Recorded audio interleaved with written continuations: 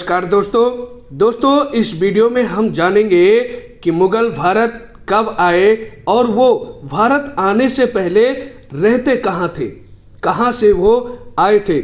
दोस्तों तो चलिए वीडियो की शुरुआत करते हैं।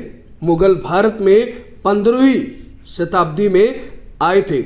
जो ये मुगल साम्राज्य था, इसके तहत चूँकि भारत में मुगलों का आगमन हुआ और कहा जाता है कि मुगल भारत में करीब 300 सालों तक राज किया।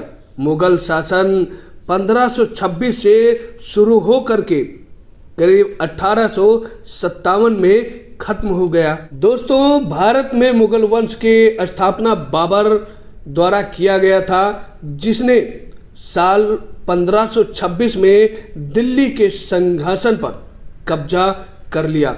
चूँकि उससे पहले दिल्ली के सिंहासन पर इब्राहिम लोधी का राज्य हुआ करता था और बाबर ने उसे 1526 में हराकर दिल्ली के गद्दी पर बैठ गया। उसने मुगलों ने भारत में इस्लाम का प्रचार किया। इस तरह मुसलमानों की पहली सल्तनत जो बनी 1526 में। इसी कड़ी में यह सवाल आता है कि मुगल आते कहाँ से थे, ये कहाँ के रहने वाले थे जो कि भारत में आ गए। तो दोस्तों अब बात करते हैं मुगलिया खानदान। कभी भारत पर राज करने वाले मुगल खानदान के वारिस आज मुफली में जी रहे हैं। इस मामले में जो अंग्रेज राजा और अन्य देश की राजशाही वाले बहुत ही भाग्यशाली माने जाते हैं, क्योंकि ब्रिटिश राजघराने की जो रानी थी वो आधी से ज़्यादा दुनिया पर राज किया। वहीं इंग्लैंड ब्रिटिश राज परिवार की जो महारानी विक्टोरिया और प्रिंस चार्ल्स वाला जो राज परिवार था, वह आज भी पूरी शानो शौकत के साथ बड़े बड़े महलों में रहता है और पर्सनल चार्टर से चलता है।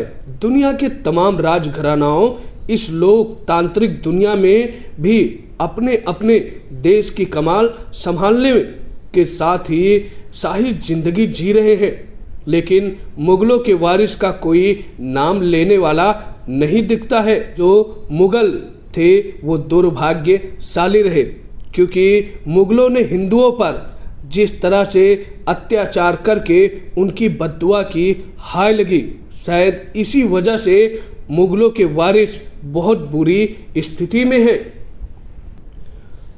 तो दोस्तों आइए बात कर लेते हैं कि मुगल का जो उत्थान करने वाला वो कौन था और जो मुगलों का पतन कैसे हुआ, क्यों मुगल कैसे लुप्त हो गए। बाबर पिता जो बाबर की ओर से तैमूर और माता की ओर से जंगेज खान का वंशज था।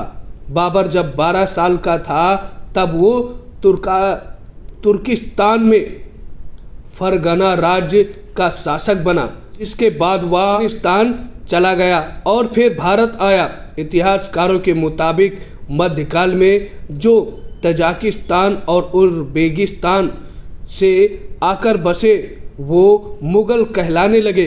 इसमें सबसे खूंखार और दिलचस्प बाबर था, जिसकी बहन ने भाई बाबर की लाइफ सेट करने के लिए दूसरे शासक के हरम में रहना कबूल कर लिया था। दोस्तों बाबर का जन्म 24 फरवरी 1483 को फरगना में हुआ था। बाबर अपने पिता की ओर से तैमूर का 5वां एवं माता की ओर से जंगेज खान का 14वां वंशज था।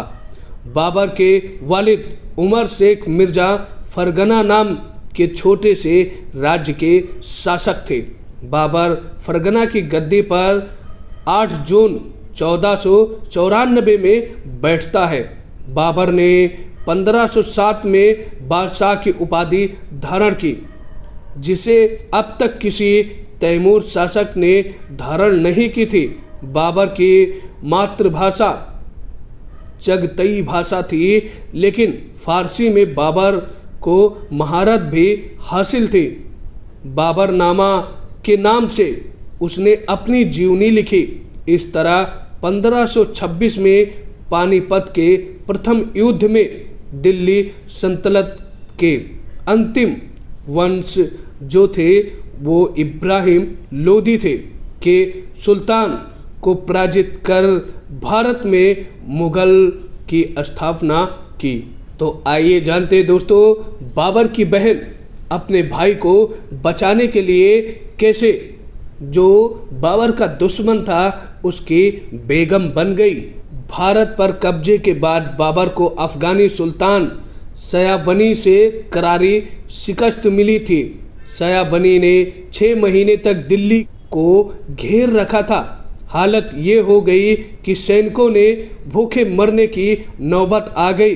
तब ऐसे समय में अपने भाई बाबर की सल्तनत बचाने के लिए खानजादा आगे आई।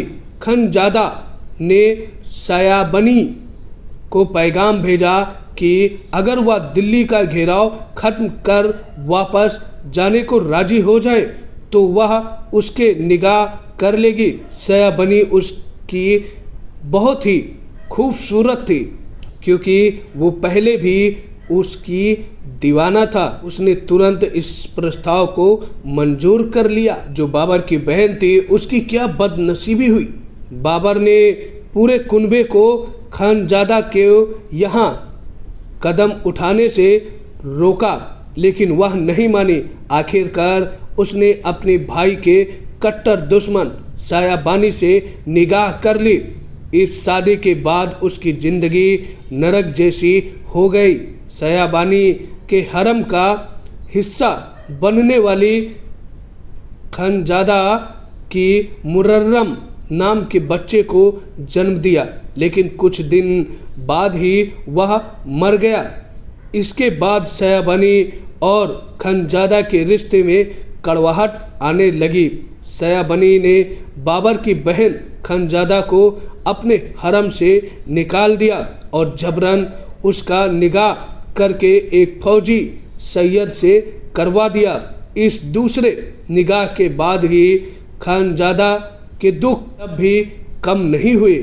दूसरा शौहर भी मारा गया। शाह इस्माइल के साथ हुई सयाबनी का युद्ध में सैयद मारा गया। इसके बाद इस्माइल की उसकी बीवी खानजादा को रखेल बना लिया। इस्माइल को पता चला कि वो यह बाबर की बहन है तो उसने खानजादा को उसके पास पहुंचा दिया। करीब 10 साल बाद खानजादा की परिवार में वापसी हुई।